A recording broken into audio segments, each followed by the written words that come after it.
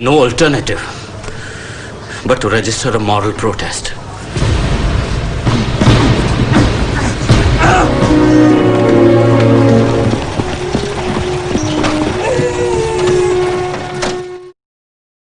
नमस्ते दोस्तों, जैसे मैंने वादा किया था कि आपके सामने इस नेताजी के जन्म दिवस के अवसर पे मैं ज़रूर आपको सेकेंड एपिसोड लाऊंगा और इस वादे के अनुसार मैं फिर से आ गया। मैं प्रेमांकुर दास, एक इंटरनेशनल ट्रेनर और मोटिवेटर होने के नाते मैं हमेशा कोशिश करता हूं आपके सामने हमेशा एक नई इन्फॉर्मेशन, एक सच्चाई लाने का। और इसी प्रयास में आज इस एपिसोड में मैं आपको बताने जाने वाला हूँ कि आखिरकार नेताजी सुभाष चंद्र बोस का मृत्यु कैसे हुआ। क्या आपको कभी नहीं ये आश्चर्य लगता कि आज 74वां आज़ादी के होने के बाद भी ये चीज़ हमेशा अंधेरा में है कि आखिरकार इस महामानव का, आखिरकार इतने बड़े एक सोल्जर, इतने बड़े एक स्वतंत्र सेनानी का कैसे इनका मृत्यु हुआ। आज भी क्यों ये सारे इंफॉर्मेशन दबे हुए हैं, क्यों इतने सारे इंफॉर्मेशन डिक्लासिफाइड होने के बाद भी, सरकार के इतने सारे प्रयास होने के बाद भी हमें ये नहीं पता चल पाया है कि आखिरकार नेताजी सुभाष चंद्र बोस का मृत्यु क्या ताइहो को विमानबंदर में हुआ था एक प्लेन क्रैश में, या वो सही में फैज़ाबाद के गुमनामी बाबा थे। तो इसी पे आज दोस्तों चर्चा करेंगे और मुझे पूरी आशा है आपको जान के बहुत अच्छा लगेगा कि ऐसे सारे तथ्य जो आज तक हम लोगों को पता नहीं चला। हो सकता है आपने ये सारे वीडियोस, ये सारे इन्फॉर्मेशन बहुत सारा जगह में देखा होगा, लेकिन मुझे इस बात का विश्वास है कि मैं कुछ ऐसे तथ्यों को आपके सामने लाने जा रहा हूँ जो तथ्यों को, कड़ियों को अगर एक साथ आप मिलाएं तो आपको इसमें से एक अच्छा इन्फॉर्मेशन मिलेगा और आपको एक पूरा तथ्य आपके सामने साफ हो जाएगा। आखिर आज हम लोग बात करेंगे कि नेताजी सुभाष बोस जो कि बहुत ही बड़े एक इन्फ्लुएंशियल लीडर थे, वो बहुत ही ज़्यादा साहसी और बहुत ही ज़्यादा एक दृष्टांतमूलक एक नेता रहे। तो किस वजह से, किस कारणों की वजह से उन्होंने अपना जीवन एक गुमनाम जिंदगी, एक इनकॉग्निटो की तरह, जो कि हमेशा अंधेरे में रहे, पर्दे के पीछे रहे, क्या वजह था जिसकी वजह से उन्होंने ऐसा जिंदगी गुजारा। तो सबसे पहले दोस्तों एक बार फिर से समझ लेते हैं कि 3 थ्योरीज को यहाँ पे विश्लेषण किया गया। सबसे फर्स्ट थ्योरी तो वो है प्लेन क्रैश वाला थ्योरी, जिसमें ये बोला जाता है जहाँ पे उसमें नेताजी सुभाष चंद्र का बोस का जो मृत्यु होता है वो एक अनफॉर्चुनेट प्लेन क्रैश में होता है, जो कि ताइहोकू एयरपोर्ट में माना जाता है। जो फॉर्मोसा जापान ने भी इस चीज़ का पुष्टि की है कि उनका मृत्यु एक प्लेन क्रैश में हुआ, जो कि एक लड़ाकू विमान था जिसमें नेताजी कुछ यात्रियों के साथ जा रहे थे, जिसके साथ हबीबुर रहमान भी था जो कि नेताजी का अनुगामी था, और उसी समय उनका एक प्लेन क्रैश में उनकी मृत्यु हो जाता है। और ये बताया जाता है कि नेताजी का जो अंतिम समय है उनका 3rd डिग्री बर्न होने के लिए उनका मृत्यु हो जाता है। और ये स्टेटमेंट हबीबुर रहमान ने भी इसकी पुष्टि की। लेकिन ये पुष्टि किस वजह से किया, किन कारणों में किया, किन हालातों में किया, ये आज किसी को पता नहीं है इतने सालों बाद। वैसे देखा जाए तो बहुत सारा कमीशन नेताजी की मृत्यु के बाद गठन किया गया है और उसमें बहुत सारे तथ्य निकल के आए हैं। वैसे पहले कुछ कमीशन भी आए, जैसे आपको सबको पता होगा कि विष्णु सहाय कमीशन आया, खोसला कमीशन आया, और ऐसे सारे कमीशन में जबकि पूरी चीज़ को नकार दिया गया कि नहीं, नेताजी का मृत्यु प्लेन क्रैश में हुआ। और जब हमारे भूतपूर्व मंत्री श्री अटल बिहारी वाजपेयी ने इस चीज़ को नकारते हुए उन्होंने फिर से इस बारे में छानबीन करने की राय दिया और उन्होंने एक बहुत ही बड़ा साहसी हस्तक्षेप करके उन्होंने जस्टिस मनोज मुखर्जी को बुलाया और उनके द्वारा जेएमसीआई कमीशन का गठन किया। और इसी मुखर्जी कमीशन में पहली बार एक ऐसे इंफॉर्मेशन, एक चांचल्यपूर्ण एक इंफॉर्मेशन हमारे सामने आया जो सबको हिला के रख दिया। वो इंफॉर्मेशन ये था कि ताइपे में, जो कि ताइहोकू उस समय में जाना जाता था, वैसा कोई प्लेन क्रैश नहीं हुआ है। उस समय के कोई भी दैनिक न्यूज़पेपर में ये खबर नहीं छपा था। तो क्या आपको लगता है कि एक सेकेंड वर्ल्ड वॉर में जब जापान जैसे देश में और चाइना जैसे देश में, इतनी बड़ी कंट्री में इतने बड़ा एक खबर, इतना बड़ा एक प्लेन क्रैश के बारे में कोई भी एक ऑफिशियल डेटा आज भी मेंटेन नहीं हो रहा है। सिर्फ यही नहीं, आगे ये भी बोला गया है कि रेंकुजी टेम्पल में, जो जापान में, जहाँ पे नेताजी सुभाष चंद्र बोस का जो लास्ट राइट्स, जहाँ उनका जो बॉडी के रिमेन्स रखे गए हैं, जो उनका अस्थिर कलश का जो हिस्सा रखा गया, वो भी उनका नहीं है। तो इसके बाद आपके मन में ये क्वेश्चन आता है तो आखिर नेताजी गए कहाँ। उसके बाद सेकंड थियरी आता है जहाँ पे ये बोला जाता है कि जब आत्मसमर्पण करने का समय आया, जब आईएनए का संगठन भंग हो गया, जब नेताजी को लगने लगा कि अभी उनको ब्रिटिश को समर्पण करना है, तो उनको कभी समर्पण करना ही नहीं था, इसलिए उन्होंने रशिया निकल गया। और कुछ लोग ये भी मानते हैं कि वो मंचूरिया निकलने वाले थे और वहीं पे उनको सोवियत रशिया में उनको कैद कर लिया गया और वो स्टालिन के कैद में बहुत साल रहे और फिर वहीं से निकल के वो शायद कहीं पे निकल गए। और वहीं से हमारा आज की वीडियो का कथा शुरू होता है, जो कि गुमनामी बाबा की। तो दोस्तों, सबसे पहले मैं आप सभी से माफ़ी चाहूँगा अगर मेरी इस इंफॉर्मेशन देने से अगर किसी को कोई व्यक्तिगत रूप में कोई सेंटिमेंट्स को अगर मैं आघात करता हूँ तो उसके मैं पहले आपसे क्षमा मांगता हूँ। अगर मेरी इस इंफॉर्मेशन से कभी आपकी अनुभूति को कोई नुकसान पहुँचता है उसके लिए भी मैं आपसे माफ़ी मांग लेता हूँ। लेकिन मैं ये अपना हक, मैं अपना ये इम्पॉर्टेंट ड्यूटी समझता हूँ कि आपके सामने इन इंफॉर्मेशन को लाना बहुत ज़रूरी है, क्योंकि ऐसे बहुत सारे तथ्य हैं जो हमारे नेक्स्ट जनरेशन तक पहुँचना बहुत ही इम्पोर्टेंट है और उसकी साइंटिफिक एक्सपेंशन करना बहुत ही ज़रूरी है। और तब ऐसे आदमी का जो एक बहुत बड़े लेजेंड रहे, जो बहुत बड़े फ्रीडम फाइटर रहे, आज चाहे 74वां साल इंडिपेंडेंस का निकल गया, अगर देखा जाए अगर उनका मृत्यु 1945 में हुआ है तो 76 years has passed on, but still he is a living legend and still he is inspiring thousands of people across the world through his living, through his inspiration। तो ये हमारे लिए एक मोटिवेशन है, हमें जानना है कि नेताजी आखिर कैसे उनका अंत हुआ।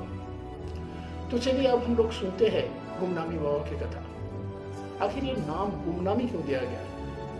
जैसे आपको पता है, मीडिया हमेशा हर चीज़ में एक मसाला खोजता है, उसी प्रकार ये 1986 का साल था जिस समय कुछ लोकल न्यूज़पेपर उत्तर प्रदेश के उन्होंने सोचा क्यों ना एक मज़ेदार और रोचक नाम दिया जाए और ऐसे एक आदमी के बारे में जो कभी भी कोई भी प्रचार या कोई भी पब्लिसिटी नहीं चाहते थे, जो हमेशा अपना जीवन बहुत ही सीक्रेटली अपना पालन करते थे, जो कभी भी लोगों के सामने नहीं आना चाहते थे। जैसे इंग्लिश में एक वर्ड बोला जाता है इनकॉग्निटो, जिसका मतलब होता है जो हमेशा अपने को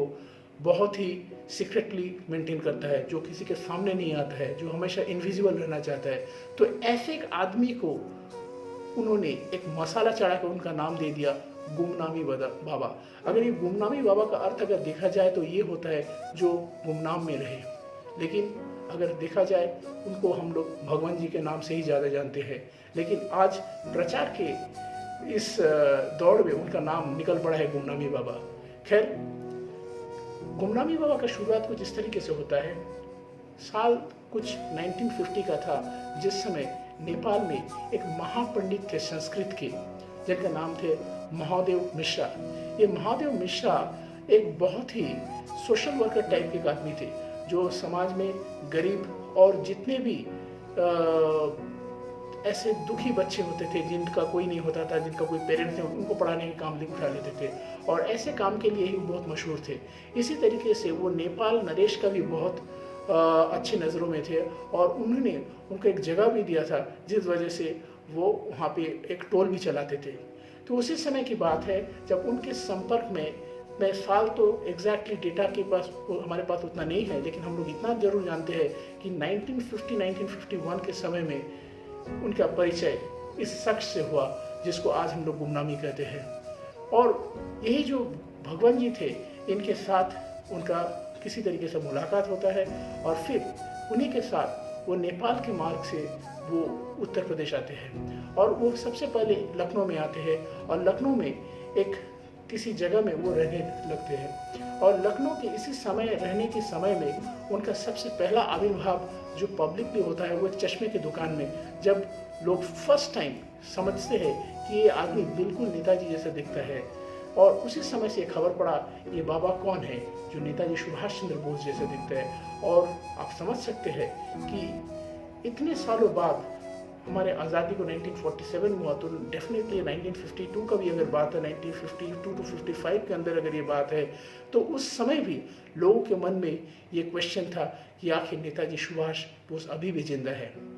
जबकि सभी जगह पे ये खबर फैला दिया गया था कि नेताजी सुभाष अब उनका मृत्यु हो गई है। तो उसके बाद ऐसा होता है कि वो हमेशा छुप के रहने लगे और उस समय उनके संस्पर्श में बहुत ही कम लोग आए हुए थे। तो ऐसे समय में बहादुर सिंह मिश्रा के जो पोते थे उनके इंटरव्यू में हमने ये चीज़ सुना है, जिसमें हमारे दो बहुत ही सीनियर और दिग्गज पत्रकार चंद्रचूड़ बोस जी और अनुज धर जी से मैं बहुत ही ज़्यादा इंस्पायर्ड हूँ, क्योंकि उनके वीडियो में मैंने ये देखा कि उन्होंने ये चीज़ का खुलासा किया कि किस तरीके से उन्होंने स्ट्रगल करके ये सारी इन्फॉर्मेशन को सामने लाया और ऐसी चीज़ों को उन्होंने दिखाया जो हमारे लिए बहुत ही रोचक और इंस्पायरिंग है। तो वही पहले शख्स थे जो उनके पोते श्री राजकुमार शुक्ला जी के पास गए और उनसे ये सारी चीज़ों को खुलासा उन्होंने किया। तब उन्हें पता लगा कि किस तरीके से उनके माताजी सरस्वती देवी और वो बहुत ही कष्ट से, बहुत ही कठिनाई के साथ उनके साथ पहली बार उनके घर लखनऊ में आए और लखनऊ में उन्हीं के साथ रहने लगे। वैसे बहादुर सिंह मिश्रा जो कि एक टोल के एक पंडित थे, तो उनके पास उतना समय तो था नहीं, वो अपने पढ़ाने के काम में बहुत ही ज़्यादा व्यस्त रहते थे और बहुत जगह उनको जाना पड़ता था। इसी वजह से वो दोनों उनकी सेवा में नियुक्त हुए और उसी समय से सरस्वती देवी और उनके छोटे से पोते, छोटा सा महादेव सिंह का मिश्रा का जो पोता, मतलब सरस्वती माता का जो लड़का उनके साथ रहने लगा और इसी समय से उनका संग गुमनामी बाबा के साथ हुआ। अब इस चीज़ का विश्लेषण करते हैं कि आखिर अगर ये बाबा इतना ही ज़्यादा छुपे हुए थे, जो पर्दे के पीछे रहते थे, तो इनको जानने का क्या ज़रूरत था और क्या वजह था जिसके वजह से उस समय के सारे दिग्गज लोग उनसे मिलने के लिए आते थे। ये भी सुना जाता है कि उस समय के जो उत्तर प्रदेश के मुख्यमंत्री रहे डॉक्टर संपूर्णानंद, वो भी आके उनसे मिलते थे। फॉरवर्ड ब्लॉक के नेता, दिग्गज नेता, वो भी आके उनसे मिले। और सिर्फ यही नहीं, कोलकाता से उनके आईने में रहे जो प्रमुख डॉक्टर पवित्र मोहन रॉय, वो भी उनके साथ जाके मिले। लेकिन ये मिलने का वजह अक्सर क्या हुआ, और ऐसे नहीं कि वो उन्होंने सबसे मिला और उनको कहा लोगों को कि मैं सुभाष चंद्र बोस हूँ, मैं नेताजी हूँ। उन्होंने कभी भी इस चीज़ का जिक्र नहीं किया, जबकि वो हमेशा इस चीज़ को काटते थे और अस्वीकार करते थे कि मैं नेताजी नहीं हूँ। लेकिन उनके कहने से, उनकी बात करने से, उनकी सारी ऐसे बहुत सारी चीज़ें हमें पता चला जिसके से नेताजी का बहुत ज़्यादा संपर्क है। सबसे पहले उनकी जो अवयव था, उनका जिस तरीके से, खैर उसको तो डायरेक्टली किसी ने नहीं देखा, लेकिन जिन्होंने भी उनको देखा और उनकी विवरण के अनुसार नेताजी सुभाष चंद्र बोस का बहुत ज़्यादा मिल था। और सिर्फ यही नहीं, अगर देखा जाए विश्व के सबसे बड़े जो हस्तलेखन एक्सपर्ट, उन्होंने भी ये चीज़ को डिक्लेयर कर दिया कि उनकी लिखाई और नेताजी की लिखाई 100% रूबरू सेम था। तो ये जितना भी सिमिलैरिटी का इंडिकेशन जाता है, इसमें कोई भी बात का डाउट नहीं रहता है कि नेताजी सुभाष बोस मृत्यु प्लेन क्रैश में नहीं हुआ था और वो फिर वापस इंडिया आए थे और इंडिया में 3 दशकों तक दिए। और ये 3 दशकों तक जब वो जिए, लेकिन वो बहुत ही कठिनाई में दिए और उनके सामने ऐसे बहुत सारे मौका था कि वो अपना खुलासा करे, वो जनता के सामने आए, लेकिन उन्होंने ऐसा नहीं चाहा, क्योंकि वो जानते थे कि वो इतनी ज़्यादा पॉपुलर फिगर थे, अगर वो उस समय सामने आ जाते तो जनता में भगदड़ मच जाता, उस समय देश व्यवस्था में मुश्किलें आ जाती और हो सकता था फिर से कोई दंगा शुरू हो सकता था। इसी वजह का वो हमेशा डरते थे और उन्होंने कभी भी शांति को बिखरे नहीं होने दिया। बहुत लोगों का प्रश्न ये भी है कि नेताजी का जिस तरीके का वरिष्ठ पर्सनालिटी था, जिस तरीके का वो लीडर हुआ करते थे, क्या रीज़न हो सकता था कि ऐसे एक पर्सनालिटी में इस तरीके का चेंज आता था। तो अगर इस बारे में मैं बोलूँ तो इसका बहुत सारी वजह हो सकता था। एक तो उनका बढ़ती उम्र, उनकी खराब हेल्थ, और दूसरा उनका जो मेंटल कंडीशन उस समय था। हो सकता है वो जिस तरीके का टॉर्चर का सामने किए होंगे रशियन कैप्टिवेशन में, जिस तरीके का उनके साथ सलूक हुआ होगा और जिस तरीके का बर्ताव उनके साथ इस देश ने किया है, अगर एक तरह से देखा जाए तो इस देश ने उनके साथ गद्दारी किया है। अगर देखा जाए तो हमारे लोगों ने उनके साथ गद्दारी किया है। हमारी कौम ने कभी भी नेताजी का जो सम्मान है उनको नहीं दे पाया है। कुछ लोगों का तो ये भी मानना है कि कुछ पॉलिटिकल रीज़न के लिए नेताजी को हमेशा अनदेखा किया गया है। और नेताजी के जीवन में हमेशा ये दुख भी था, अगर हम लोग जानते हैं कि नेताजी हमेशा अपने परिजनों से दुखी थे, क्योंकि उनके सब कुछ होते हुए भी उनके लिए कोई नहीं था और सब उनको भुला देना चाहते हैं। और सबसे बड़ी मज़ेदार बात तो ये है कि आज इतने सालों बाद जब गुमनामी बाबा का देहांत हो जाता है 1985 में 16 सितंबर को, और उसके बाद फिर से फैज़ाबाद में जैसे आग लग जाता है, सारी मीडिया, सारी वर्ल्ड की न्यूज़ चैनल वहाँ पे जाकर भीड़ करते हैं और पता लगाने की कोशिश करते हैं कि आखिरकार ये गुमनामी बाबा कौन था। और फिर एक से बढ़कर एक ऐसे बहुत बड़ी सनसनी ऐसे रिपोर्ट्स आते हैं, ऐसे बहुत सारे फुटेज आता है, ऐसे बहुत सारे एविडेंसेस मिलता है, जिससे हमें ये चीज़ का पूरा खुलासा होता है कि वही सुभाष चंद्र बोस थे। वैसे 24 बड़े ट्रंक्स और बक्से वहाँ पे मिले जहाँ पे गुमनामी बाबा रहते थे, उसमें ऐसे बहुत सारी एविडेंस और सामान लदे हुए थे जो सिर्फ एक ही चीज़ को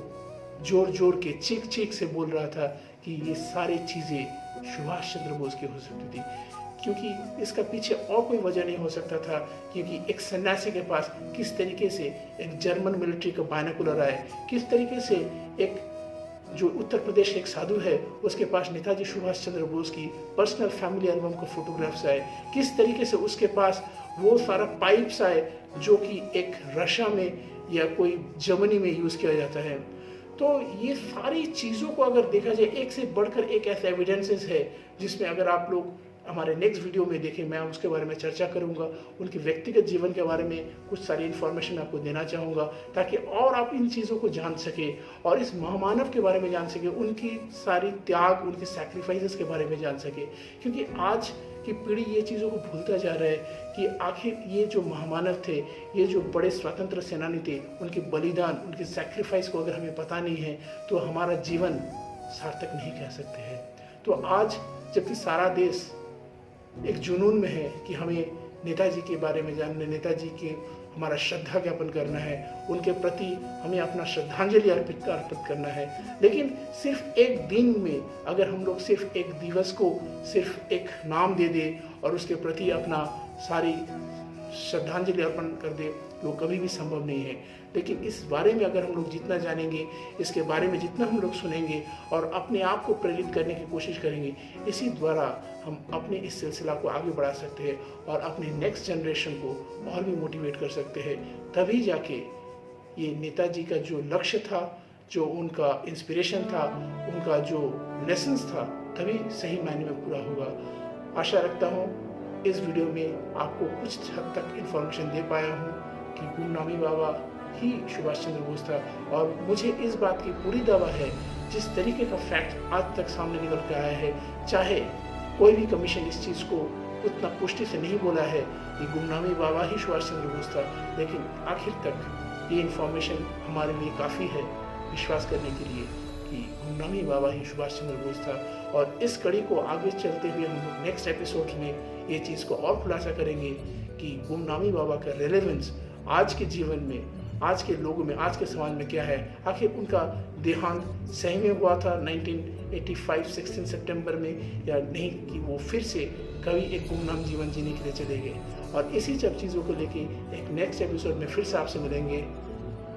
और मैं आशा रखता हूँ कि आपको ये वीडियो अच्छा लगा। अगर आपको ये वीडियो अच्छा लगा, प्लीज़ मेरे चैनल में सब्सक्राइब करें और बेल बटन को जरूर प्रेस करें ताकि इस तरीके का रोचक वीडियो को आपको हमेशा नोटिफिकेशन मिलता रहे। Thank you. जय हिंद।